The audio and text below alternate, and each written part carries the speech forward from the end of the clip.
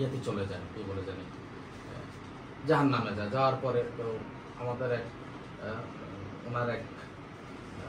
আমাদের রাসূলের এক সাহাবী একদিন স্বপ্নে দেখে যে উনি জাহান্নামের আগুনে পুড়তেছে।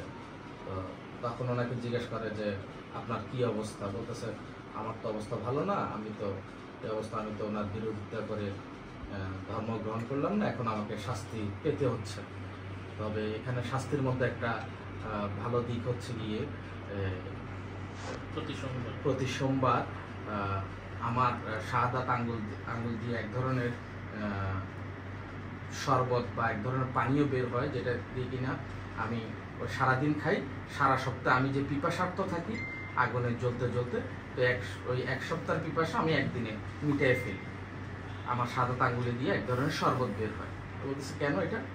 যখন আমার ভাতিজা যখন জন্মগ্রহণ করে, আমার এক দাসী আসছিল, আয়েশা আমাকে খুশির নিউজ এই খবরটা দেয়, তখন আমি শাহাদাত আঙ্গুলে দিয়ে ছেড়ে দিয়ে তাকে মুক্ত করে দিছিলাম।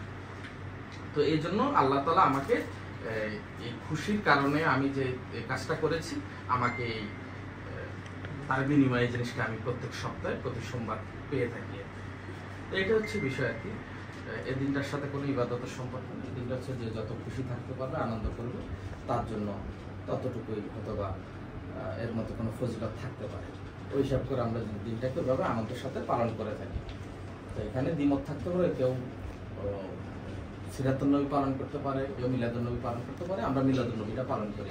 সবাই কি বুঝতে পারছো? আমরা চেষ্টা করবো দিনটা আজকে আনন্দের সাথে থাকার জন্য। হ্যাঁ,